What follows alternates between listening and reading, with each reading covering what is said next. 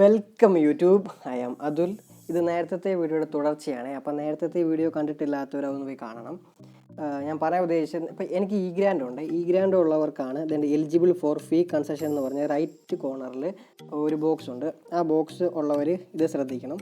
ഞാൻ നേരത്തെ കോവിഡ് കാലത്തെ സപ്ലി എക്സാം എഴുതിയായിരുന്നു. ആ സപ്ലി എക്സാമിൻ്റെ ഫീസാണ് ഈ കാണിച്ചിരിക്കുന്നത്. അത് അടയ്ക്കാതെ നമുക്ക് നെക്സ്റ്റ് കൊടുത്താൽ നമുക്കത് അടയ്ക്കാതെ തന്നെ നമുക്ക് നമ്മുടെ ഈ S5 എക്സാം രജിസ്റ്റർ ചെയ്യാൻ പറ്റുന്നതാണ്. അത് കൺഫേം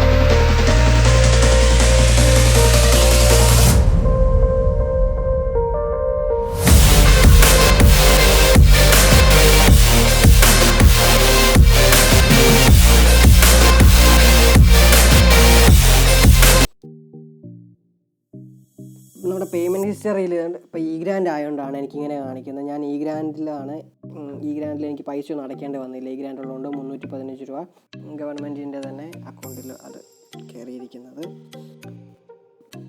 നമ്മളിപ്പോൾ ഈ സപ്ലി ഫീസ് അടയ്ക്കാത്തത് നമുക്ക് ഇനിയും പുതിയ സപ്ലി എഴുതാൻ പറ്റത്തില്ല എന്നല്ല. നമ്മൾ നേരത്തെ എഴുതിയ സപ്ലിയുടെ ഫീസാണ് നമ്മൾ അടയ്ക്കാതെ പോകുന്നത്.